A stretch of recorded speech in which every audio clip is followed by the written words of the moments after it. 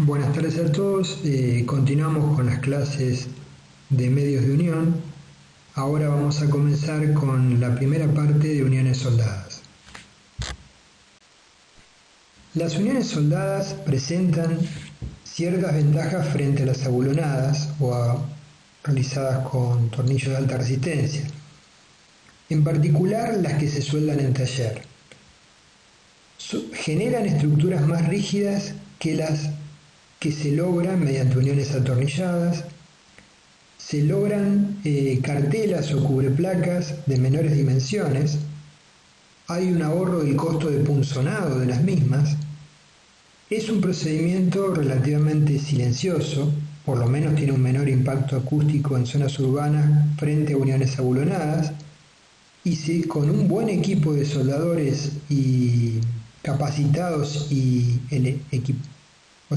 soldadores capacitados y equipamiento, se pueden reducir los costos y tiempos de fabricación. Como desventajas relativas, justamente lo que mencionamos recién, tenemos que tener operarios que tengan un grado de calificación y preparación más alto. Y también una dificultad adicional es la necesidad de mayor control de inspección en taller y en obra. Mencionaría una más, que las uniones, en el caso de desmontar la estructura, una unión abulonada, es mucho más factible hacerlo una unión soldada, naturalmente que no. La soldadura es un proceso metalúrgico en el cual dos metales iguales o similares se unen entre sí mediante una fusión local, con aporte de un tercer material que puede ser un electrodo o sin él. Haciendo una primera clasificación, tenemos soldaduras a presión por resistencia eléctrica, a tope o por puntos. En este segundo caso, soldadura por puntos se utiliza para unir chapas de pequeño espesor, menor que 1/8 de pulgada, muy frecuentemente utilizada en carpintería. Y por otro lado, para estructuras es más usual la soldadura a fusión por arco eléctrico, por arco metálico protegido o por arco eléctrico sumergido. Por arco eléctrico protegido, la fusión del material de base y del electrodo se logra mediante el arco eléctrico que se forma entre el electrodo y el metal de base cuando pasa una corriente producida por un generador, generándose temperaturas del orden de 3500 a 4000 grados centígrados. Entonces estamos visualizando el electrodo, el metal de base y el metal de aporte que consiste en el electrodo. Generalmente las soldaduras se realizan mediante el proceso de arco eléctrico protegido, con electrodos revestidos, porque los gases que rodean al arco resguardan la soldadura del oxígeno y del nitrógeno del aire, y evitan de esta manera la formación de óxidos que generan pérdida de ductilidad y baja resistencia.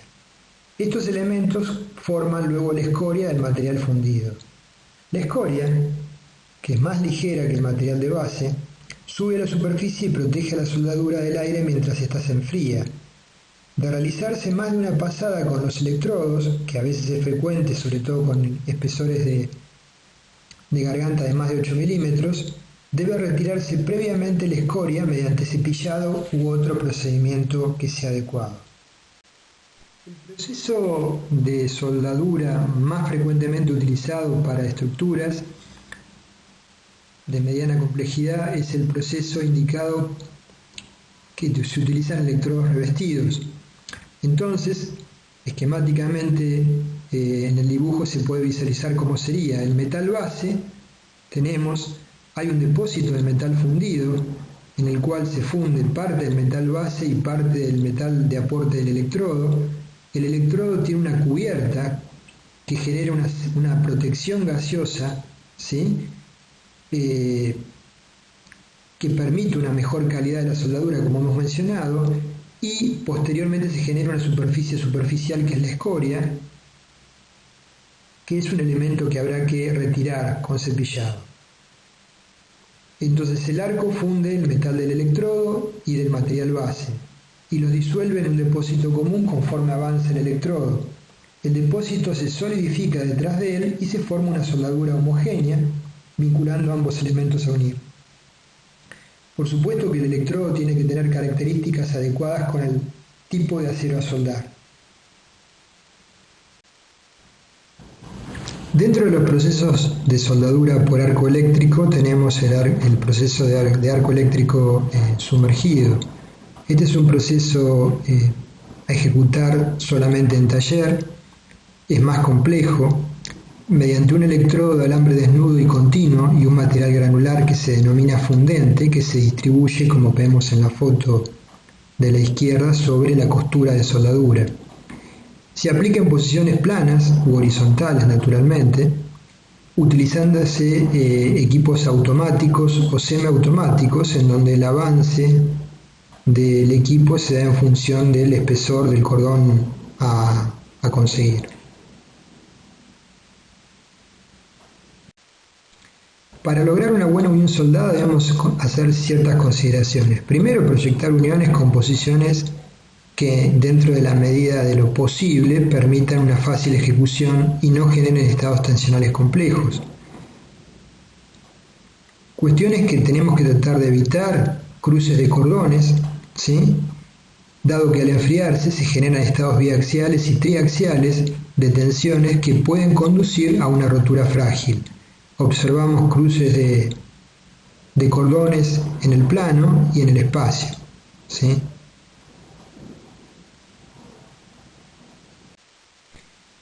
En uniones planas donde los cordones se crucen, deben efectuarse correlativamente los cordones, ¿sí? Primeramente los cordones transversales, designados como 1, y a continuación, una vez saneados los extremos, los cordones longitudinales denominados como 2. Esto a fin de minimizar las tensiones residuales que dan origen a la elevación de temperatura por el proceso de soldadura.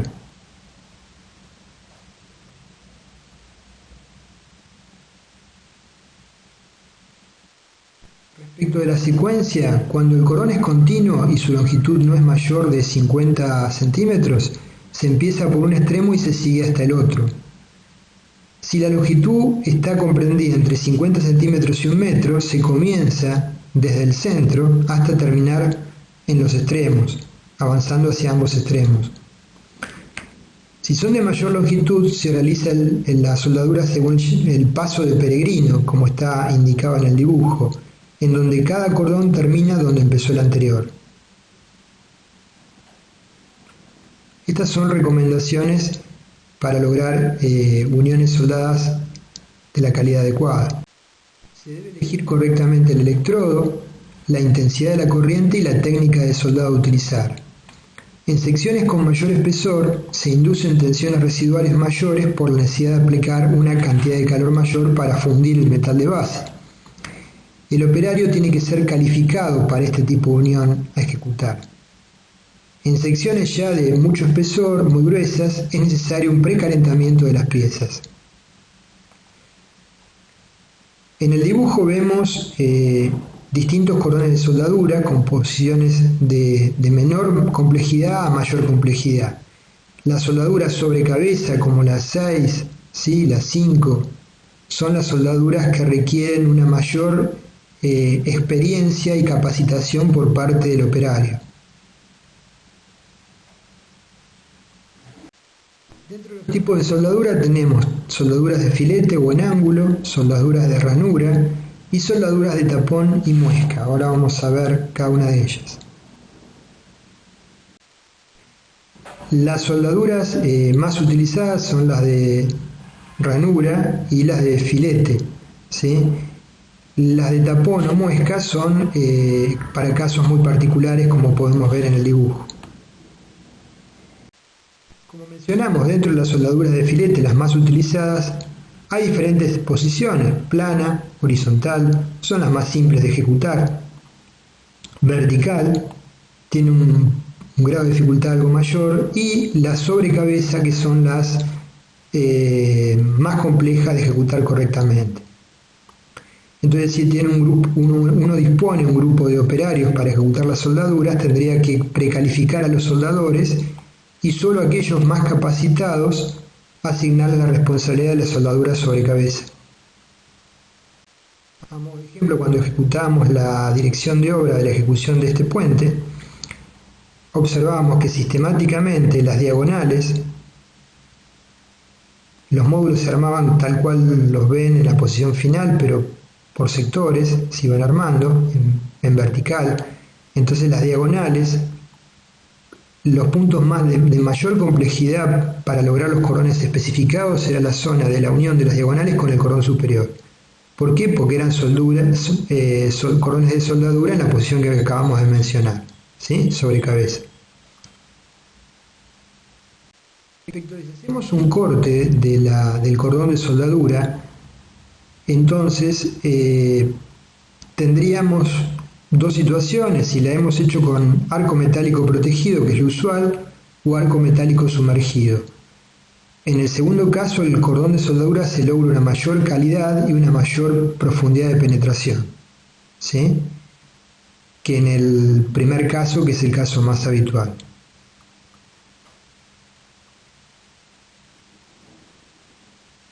El caso más habitual es el de la izquierda. Con respecto a la longitud efectiva del cordón de soldadura, el área efectiva se considera como la raíz del triángulo, que es de espesor T sub B, o sea que si el lado de los cordones es igual a, esa sección es aproximadamente 0,77 veces A. Y el área efectiva, AF, es el espesor T sub B por la longitud LW.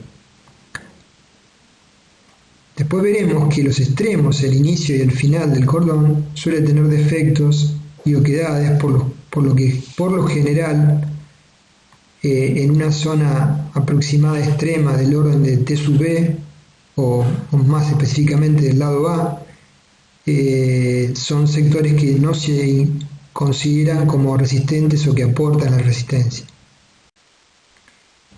El análisis tensional dentro de los cordones es sumamente complejo. Acá estamos trazando esquemáticamente una pieza que es frontal, que está traccionada con un valor T, soldada, puede ser el ala de una viga superior, ¿sí?, soldada al ala de una columna en vertical.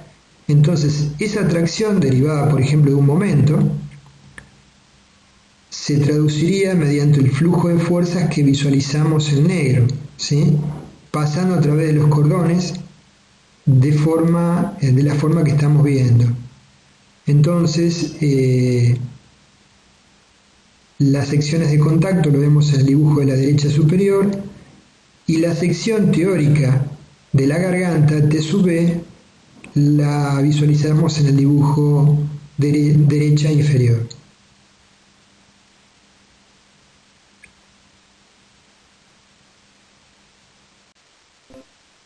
Como hemos mencionado, la longitud efectiva del cordón se considera como la total del cordón menos 2 veces el espesor de la garganta A. Entonces, la longitud LW efectivo sería LW total menos 2 veces A, debido a los defectos que se generan tanto al comienzo como al final del cordón. Con respecto al espesor mínimo de soldaduras de filete, tenemos que considerar algo. El metal de aporte o relleno, ya solidificado pero aún a mucha temperatura, se va a contraer de manera muy importante a medida que se va enfriando. El material contiguo al soldado a temperatura ambiente constituye una restricción a esta deformación, ¿sí? Entonces, si soldamos piezas de espesores muy diferentes, esas restricciones pueden ser tan severas que originen fallas de diferente tipo de gravedad en los cordones de soldadura. Si el cordón de soldadura tiene un espesor pequeño, la cantidad de calor que aporta también es pequeña. Y si la chapa a soldar, una de las chapas es una placa gruesa, ¿sí?, el calor que se transmite tan rápido a través de la chapa puede generar que la soldadura se enfríe rápidamente. Y entonces se generan las fallas que hemos mencionado en la misma. Acá observamos un gráfico de distribución de temperatura arriba, a la izquierda del dibujo, en la zona superior, en donde vemos cómo rápidamente disminuye la temperatura del cordón. Para evitar esto, se especifican espesores mínimos de cordón en función del espesor de las chapas que unimos.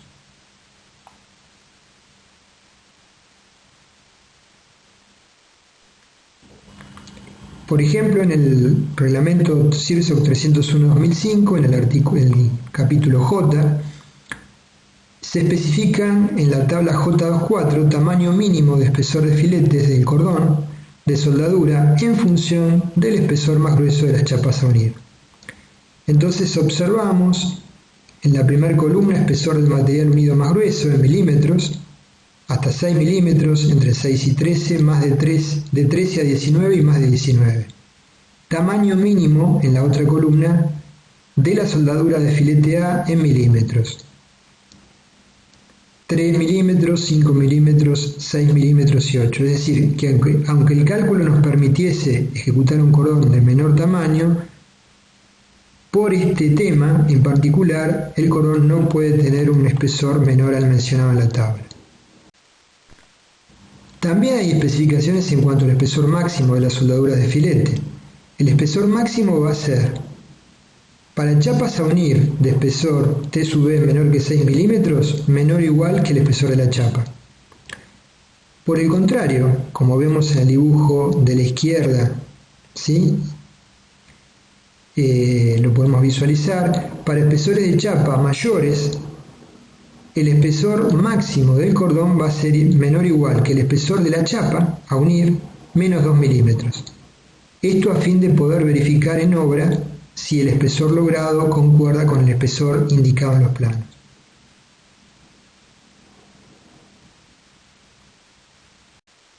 Por otro lado, en el capítulo J también, en el punto 22b, se indica la longitud efectiva mínima de un cordón de soldadura debe ser mayor o igual que 4 veces el lado nominal A, o sea que ahora lo vamos a ver representado. Entonces, aun cuando el cálculo nos arroja una longitud menor, debemos respetar esta especificación. Con respecto a la superficie de terminación del cordón, conviene que sea o plana, ¿sí?, o convexa, como vemos a la derecha.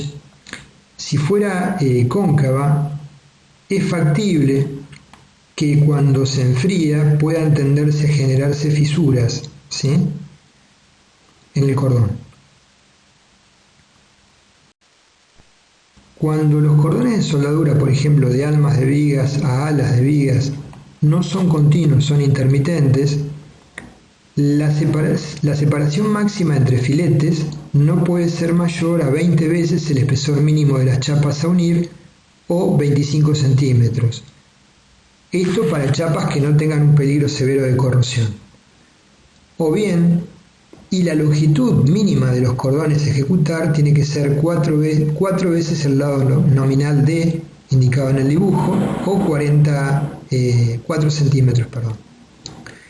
Entonces, en cordones de soldadura intermitente se pueden ejecutar una soldadura de filete no continua bajo ciertas condiciones y en el caso de resultar por cálculo el espesor del cordón menor al mínimo. Si bien es factible, no se recomienda ello cuando las estructuras estén expuestas a condiciones que pueden generar corrosión, porque entre zonas de cordones se puede concentrar la humedad e iniciarse el proceso en esas zonas de agresión.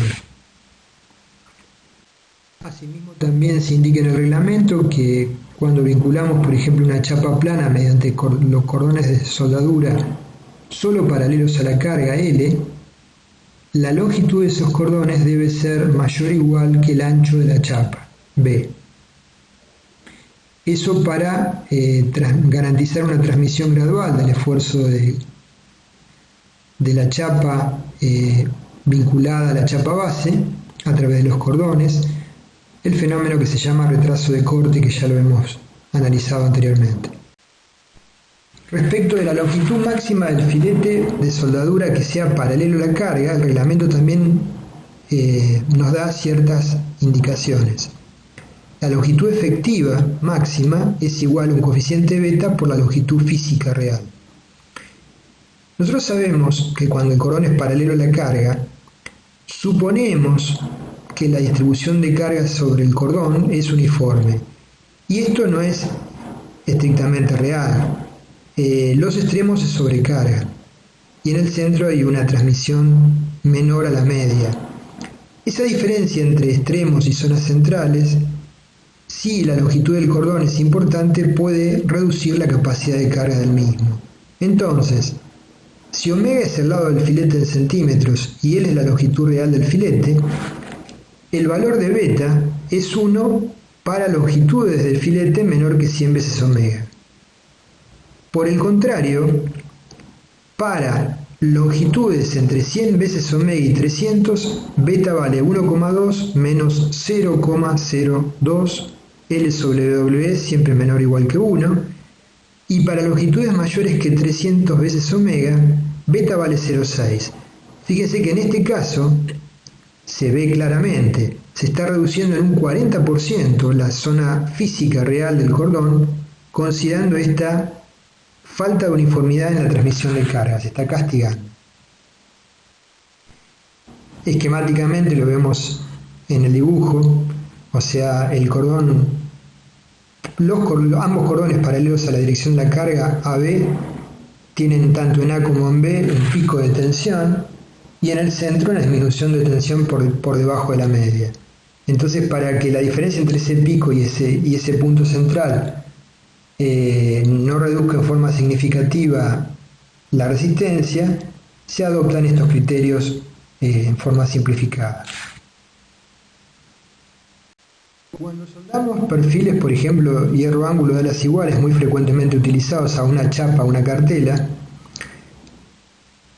en la medida de lo posible, debemos tratar de que el baricentro del cordón de soldadura que une el perfil a la cartela coincida con el baricentro del perfil, como observamos en el dibujo a la izquierda. O sea, la longitud del cordón de la izquierda es mayor que la longitud del cordón de la derecha, ¿sí? A igualdad de dimensiones de la garganta, con lo cual se desplaza el baricentro del punto central del perfil para hacerlo coincidente con el baricentro del perfil. Entonces, como vemos, se trata de evitar excentricidades entre el baricentro de la unión soldada y los perfiles, y para ello se definen preferentemente cordones longitudinales de diferente longitud para este tipo de perfiles de hierro ángulo. Después veremos que para cierto tipo de cargas donde predominan las cargas estáticas y estructuras no muy importantes, se puede obviar este requisito. Cuando unimos una placa a otra placa con cargas de tracción paralelas a las placas, a los ejes de las placas, con soldaduras de cordón frontales, tampoco la transmisión es uniforme. Se observa esa variación entre A y B, pero la diferencia entre el punto extremo A o B y el centro no es tan acentuada. Podemos, y después lo vamos a desarrollar con más detalle, hacer una ubicación de los cordones de soldadura respecto a la fuerza aplicada. Entonces, cuando los cordones son paralelos a la fuerza, podemos asumir que el ángulo θ es igual a 0. Cuando hay una cierta inclinación, son oblicuos, el ángulo θ es entre 0 y 90 grados, y cuando la soldadura es transversal a la fuerza, el ángulo θ es 90 grados. Ahora vamos a ver de ensayos si la resistencia unitaria del cordón tiene alguna dependencia respecto del ángulo que forma con la fuerza aplicada. En este dibujo estamos graficando en ordenadas fuerza por unidad de medida, ¿sí?, en el cordón hasta la falla y deformaciones. Y hay diferentes curvas. Observamos que hay una curva para un cordón frontal, θ 90, para un cordón oblicuo a 30 grados, a 10 grados y un cordón paralelo a la carga a 0 grados. Entonces, las resistencias por unidad de medida del cordón no son iguales, dependen del grado que tenga el cordón respecto a la carga. Son máximas para cordones frontales y mínimas para cordones paralelos. Nosotros veremos que el reglamento, de modo de simplificar, toma un valor de 0,6 de la resistencia del acero del electrodo, FEXX. Entonces, la relación carga-deformación de un filete de soldadura fue estudiada mediante ensayos por distintos investigadores. Observamos que a igualdad de otros parámetros, una variable importante es el ángulo que forma el cordón del filete de soldadura con el plano de carga θ. Las curvas muestran que cordones a 90 con el plano de carga poseen la mayor resistencia, pero tienen como característica desfavorable que tienen menor ductilidad. En el dibujo simplemente estamos asociando la posición del cordón con la curva respectiva.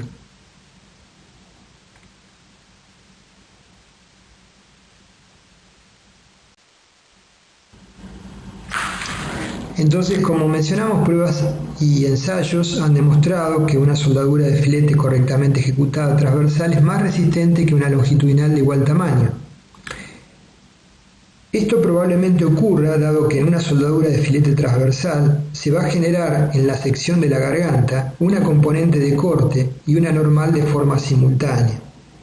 Es razonable suponer que la resistencia de la soldadura transversal sea intermedia entre la resistencia cortante y atracción del metal de aporte.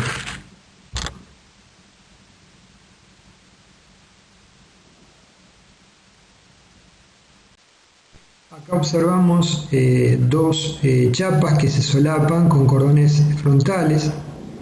Entonces hay una especificación respecto a la longitud mínima de solape, ¿sí?, para que la carga se transmita eficientemente. O sea, lo que deseamos es que ocurra lo del dibujo de abajo de la izquierda y no el dibujo de abajo de la derecha, ¿sí?